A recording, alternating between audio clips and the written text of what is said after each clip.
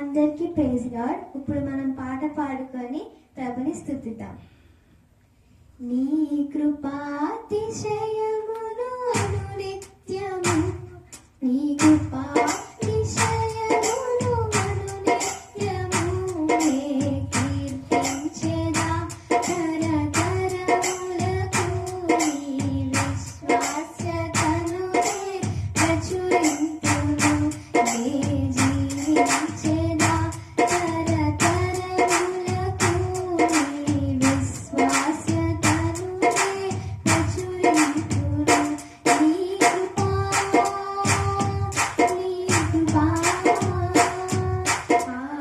ఆకాశము కంటే హెచ్చైనది, నీ కృపా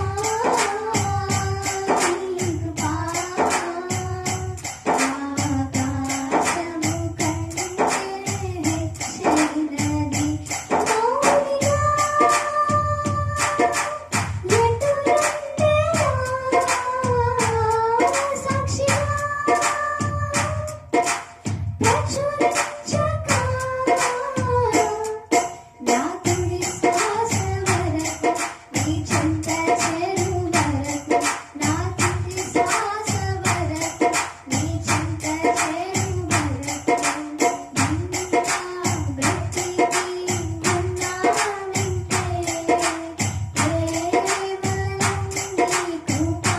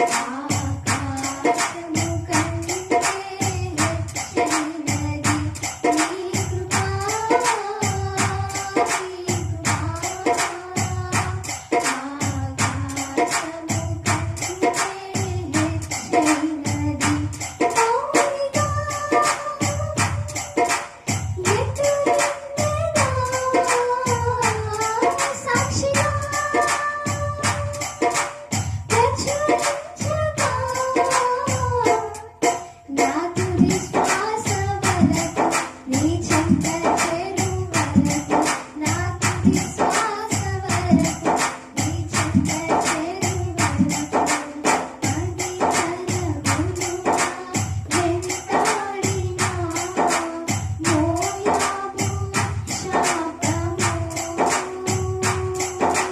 నీ కృపను శరణు వేడగా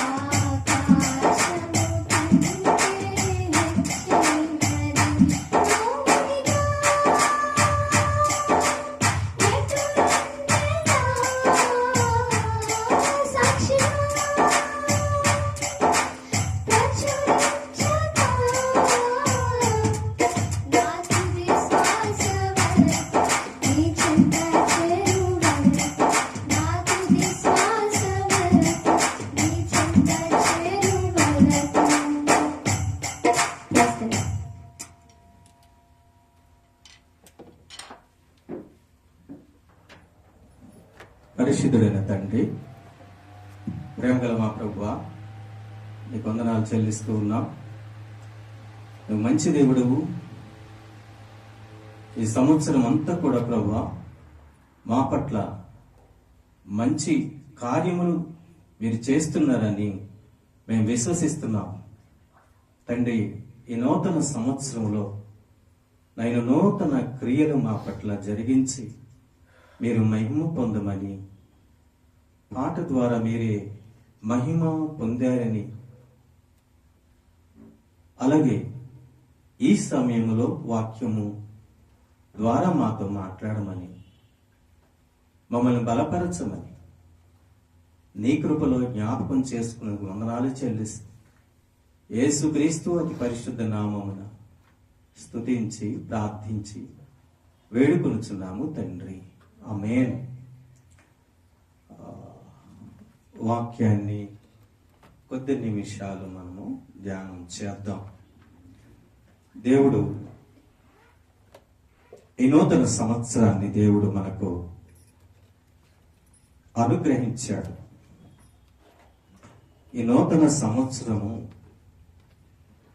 మనము దేవునితో మన ఆత్మీయ జీవితాన్ని బలపరుచుకుంటూ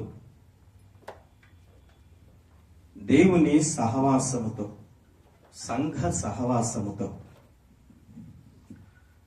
మనం ఈ సంవత్సరం అంతే కూడా దేవుని సన్నిధిలో గడుపుదామని ఒక నిశ్చయంతో మనం ముందుకు వెళ్ళాలి. అందుకే ఈ సంవత్సరం దేవుడు మనకు దయచేసినటువంటి దయాకిరీటముగా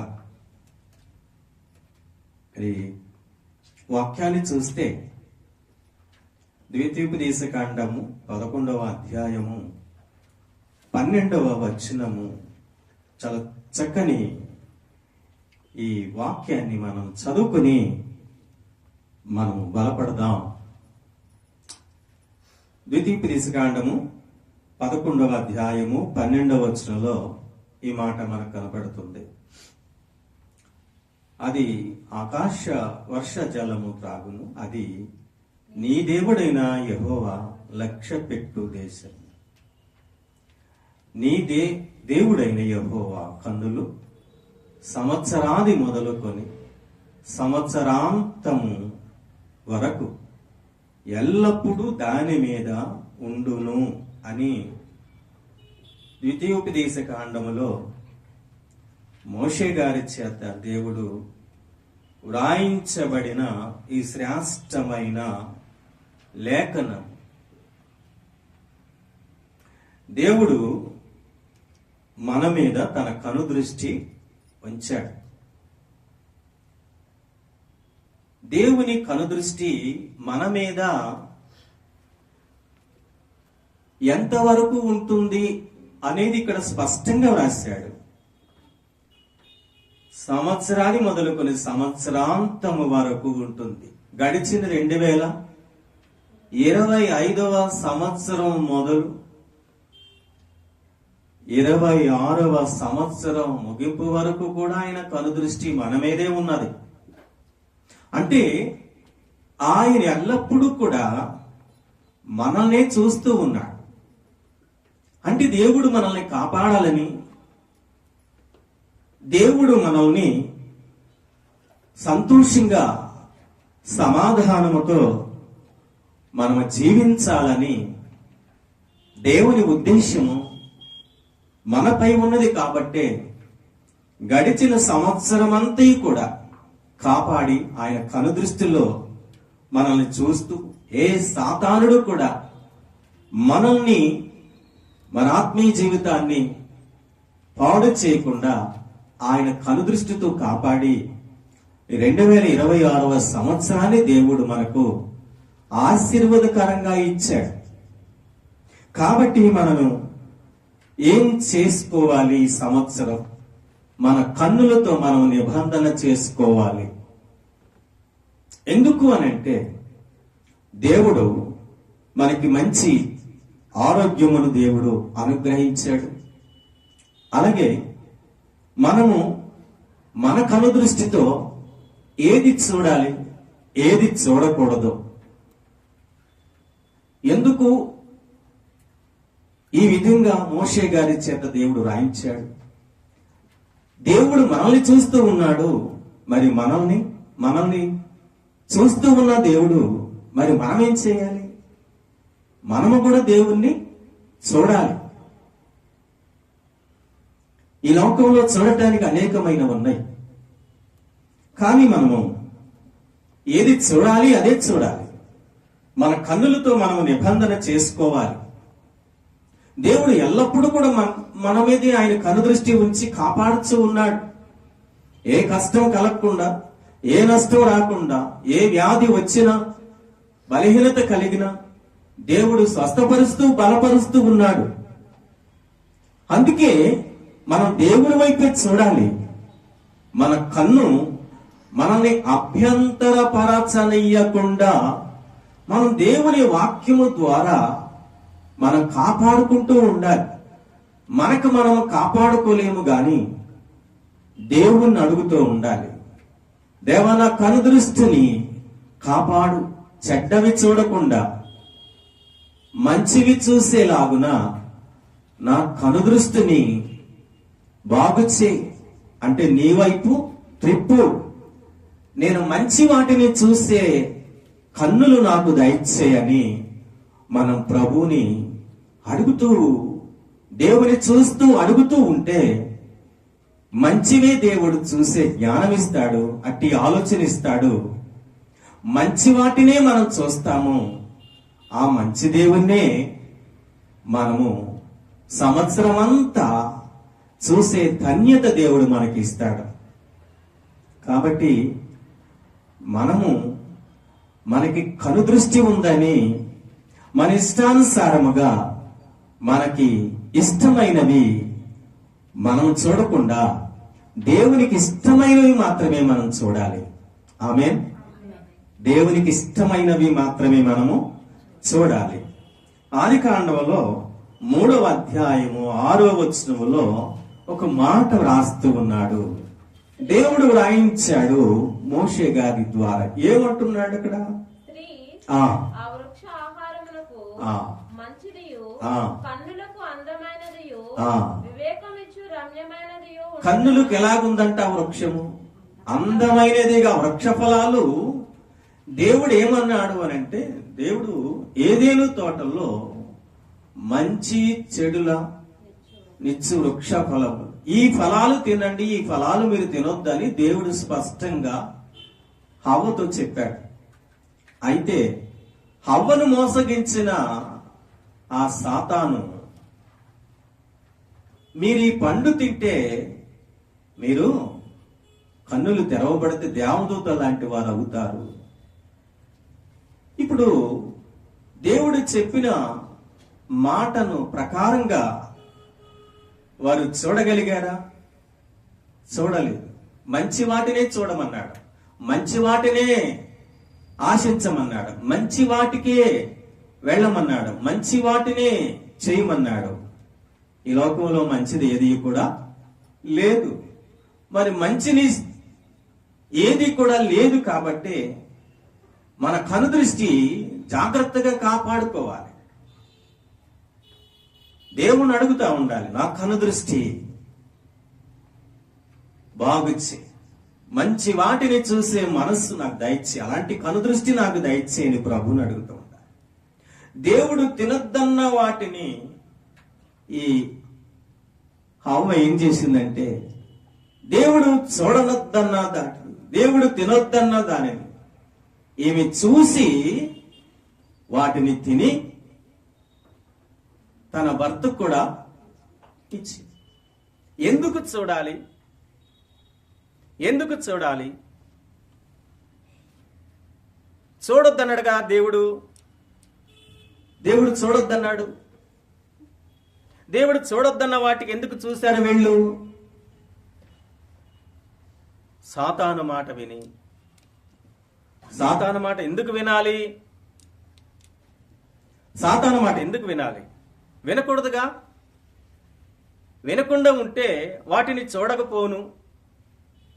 వాటిని చూడకుండా ఉంటే దేవుడు చూపించే వాటినే వారు చూసి వారి కనుదృష్టితో పాపము చేయకుండా ఉండేవారు. కాబట్టి మనము మన కనుదృష్టిని సాతానుడు మలచకుండా మనము దేవుణ్ణి అడుగుతూ ఉండాలి. సాతానుడు మన కనుదృష్టిని మలుస్తాడు, దేవునికి వ్యతిరేకమైన వాటిని చూపిస్తాడు. ఎందుకు అనంటే మనము దైవకంగా జీవించటం, దేవుణ్ణి ఆరాధించకుండా వాడు దైవకమైన వాటి నుండి దృష్టి మరల్చి వాడు చెడు లోకములో ఉన్నటువంటి చెడు వాటిని చూపిస్తూ ఉంటాడు. అందుకనే మనము దేవుని అడుగుతూ ఉండాలి, దేవా నా కన్నులను నీవు మంచి వాటిని చూపించు, మంచి వాటిని చూసేలాగున నా దృష్టిని నువ్వు మరల్చు అని మనం ఎప్పటికప్పుడే దేవుని యొద్ద చేరి మనము ప్రార్థన చేయాలి. దేవుని ఎదుట మనము ప్రార్థన చేయాలి. కాబట్టి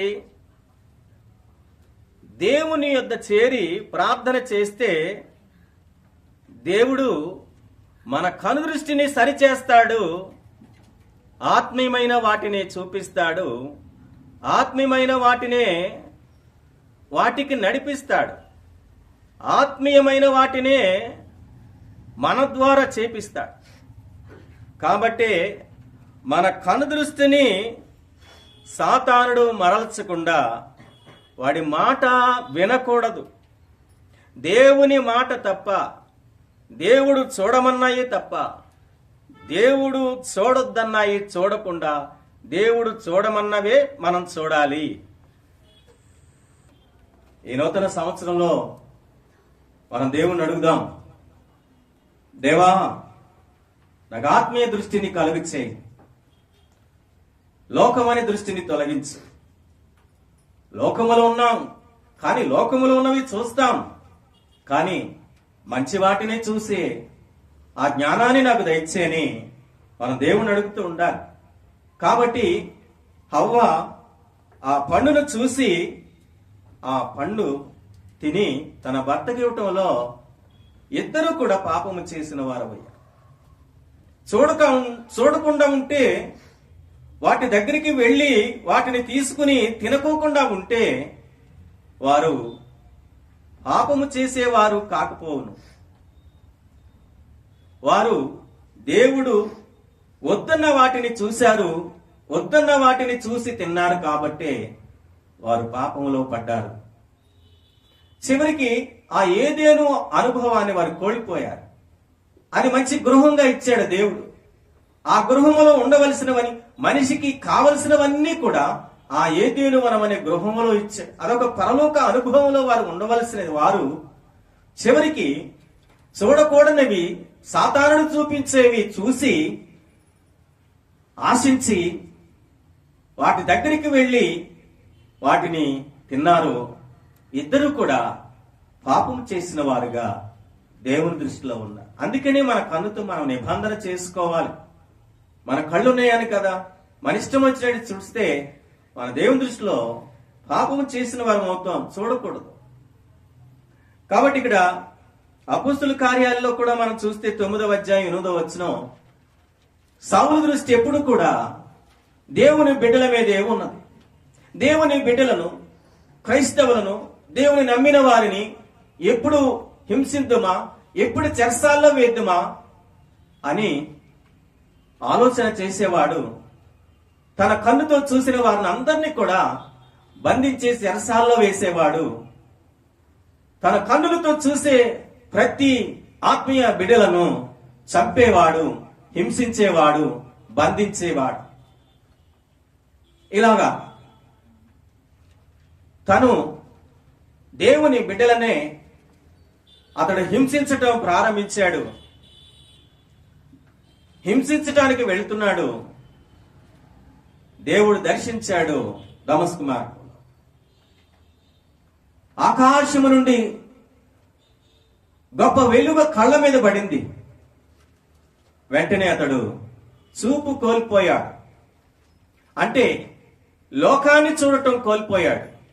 ఆమేన్. లోకములున్న చెడును చూడటం కోల్పోయాడు. ఇంకా ఆ శారీరకమైన నేత్రాలతో ఇంకా దేవుని పిల్లల్ని, సంఘాలను ఎన్నో పాడు చేసేవాడు.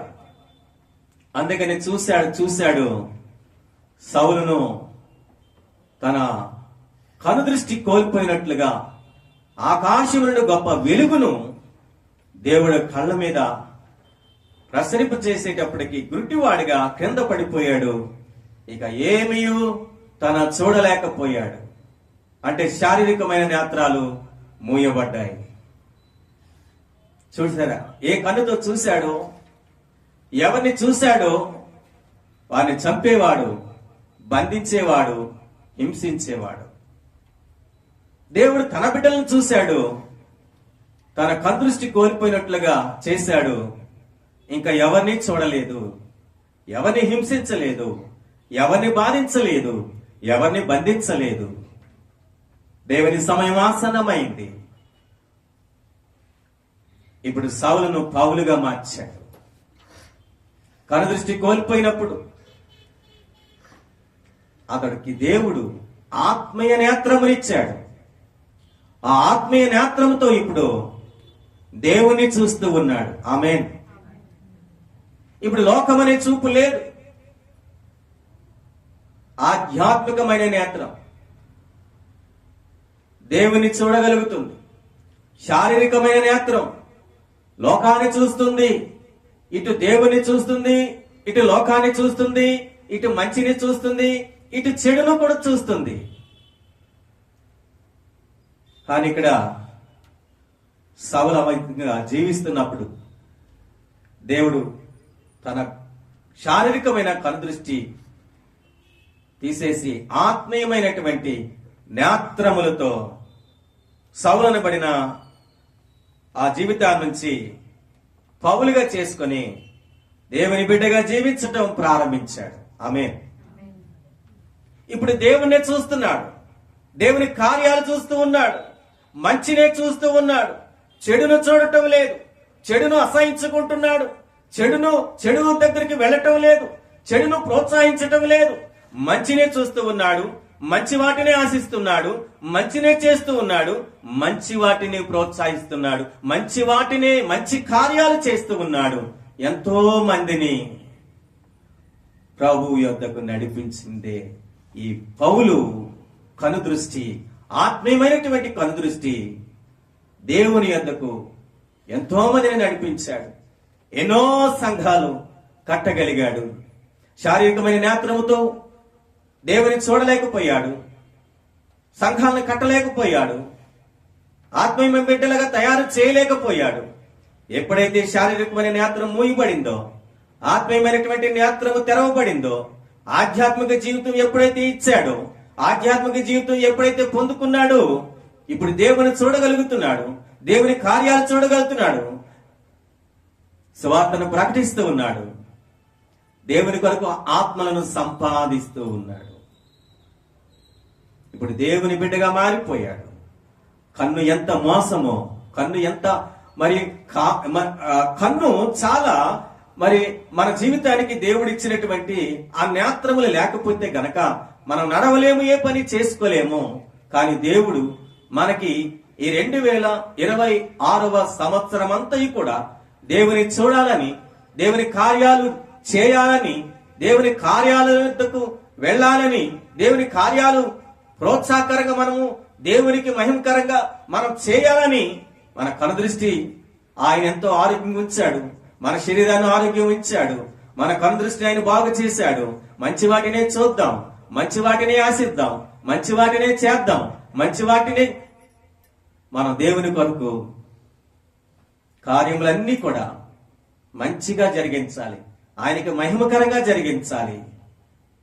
మనము కూడా ఆత్మీయ నేత్రములు తెరవమని ప్రభువుని అడుగుదాం. శారీరకమైన నేత్రాలు మూసివేసి ఆధ్యాత్మిక నేత్రాలు, ఆత్మీయమైన నేత్రము తెరవమని ప్రభువుని అడుగుదాం. అనగా శారీరకమైన నేత్రాలు మూయటం అంటే లోకములో చెడును చూడకుండా, చెడును ఆశించకుండా, చెడును చేయకుండా.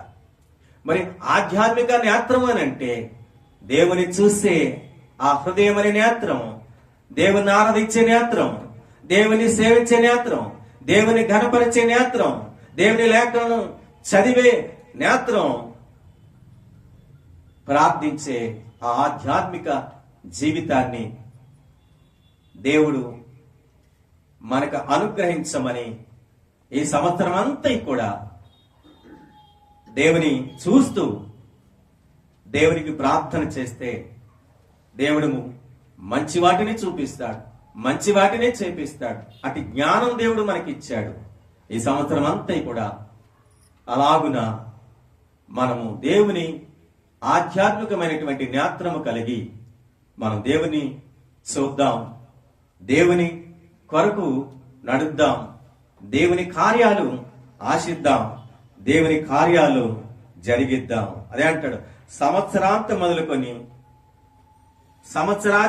సంవత్సరాంతం కూడా నీ దేవుడైన యెహోవా కన్నులు సంవత్సరాది మొదలుకొని సంవత్సరాంతం వరకు ఎల్లప్పుడూ దేవుడు మన మీదే, మన పరిచర్య మీదే, మన గ్రామం మీదే, మన దేశం మీదే ఎల్లకాలం ఉండునుగాక. ఆయన సిలువలో తన మరణాన్ని మన కొరకే, తన త్యాగాన్ని మన కొరకే, అనగా మనం చేసిన పాపముల కొరకు ఆయన సిలువను మోసి సిలువలో మన కొరకు మరణించి 3వ దినాన్ని తిరిగి లేచాడు. ఆయన వచ్చి రాకడంత వరకు కూడా ఆయన చూద్దాం, ఆయన ప్రేమిద్దాం, ఆయన మార్గంలో నడుద్దాం, ఆయనకి ప్రార్థన చేద్దాం. దేవుడు తన వాక్యం దీవించునుగాక. ఆమేన్, ఆమేన్, ఆమేన్. ప్రార్థన చేద్దాం. దయచేసి తలలు వంచండి, ప్రార్థన చేసుకుందాం. పరిశుద్ధుడైన తండ్రి, ఇచ్చిన లేఖనం బట్టి నీకు వందనాలు. మా కన్నులు తెరవండి ప్రభువా. ఆధ్యాత్మిక నేత్రములు కలిగి మంచి వాటిని చూసి, మంచి వాటిని మేము ప్రేమించి, మంచి వాటిని చేసి ఆధ్యాత్మిక నేత్రం మేము కలిగి ఉండేలాగున సంవత్సరం అంతా కూడా ప్రభువా మిమ్మల్ని చూస్తూ మీ కార్యాలు ప్రేమిస్తూ మీ కార్యాలు చేయలాగున మాకు అలాంటి ఆధ్యాత్మిక నేత్రం వెలిగించమని, బలపరచమని, స్థిరపరచమని ఈ సంవత్సరం అంతా కూడా ప్రభువా నిన్ను చూసి నిన్ను ఆరాధించే భాగ్యం, నీ కార్యాలు చేసే అటు యోగ్యత మాకు దయచేయమని, మా ద్వారా మీరు మహిమ పొందమని, మా సంఘ పరిచయ సంఘ బిడ్డలందరినీ కూడా దీవించి ఆశీర్వదించమని, మా ప్రాంతాన్ని, మా దేశాన్ని, మా నాయకులను దీవించి ఆశీర్వదించమని, ఎంతో మందికి రక్షణ భాగ్యాన్ని మీరు కలుగ చేయమని యేసుక్రీస్తు వారి పరిశుద్ధ నామమున స్తుతించి ప్రార్థించి వేడుకుంటున్నాము తండ్రి. ఆమేన్. మన పరమ తండ్రి ప్రేమ, యేసుక్రీస్తు కృప, పరిశుద్ధాత్మిక నీ సహవాసం ఇప్పుడు ఎల్లప్పుడూ నీ సన్నిధిని ప్రేమించి వచ్చిన ప్రతి వారికి నీ దీవెనల ఆశీర్వాదాలు సంవత్సరాంతం మొదలుకొని సంవత్సరం అంతయు కూడా మీ దేవులతో నింపమని యేసుక్రీస్తు అతి పరిశుద్ధ నామములో ప్రార్థించి వేడుకుంటున్నాము తండ్రి. ఆమేన్.